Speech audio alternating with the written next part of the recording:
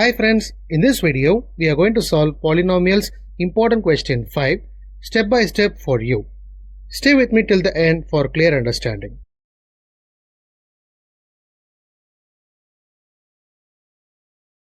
If one zero of a polynomial 3x square minus 8x plus 2k plus 1 is 7 times the other, find the value of k. We are given the polynomial as 3x square minus 8x plus 2k plus 1. Let the zeros be x and y. X is equal to 7y, that is what given in our question. Now, sum of zeros is equal to x plus y, that is minus b by a as per our formula. So, the b value is minus 8, so minus minus getting cancelled, 8 by 3, that is a value.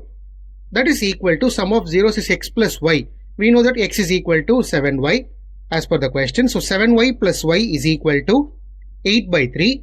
8y is equal to 8 by 3, therefore y is equal to 1 by 3. Now substituting the y value, that is x is equal to 7y, that is given in our question, we get the value of x to be 7 into 1 by 3, that is 7 by 3. Now we are asked to find the value of k.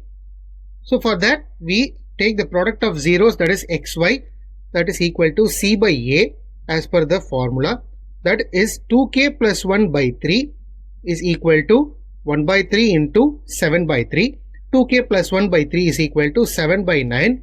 So cross multiplying this, we get 18k plus 9 is equal to 21. 18k is equal to 12. At last we arrive the value of k to be 2 by 3. Therefore, the value of k which is asked in our question is 2 by 3. This is the solution of Polynomials important question 5.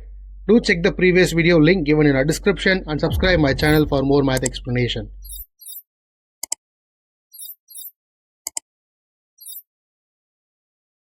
Thank you friends.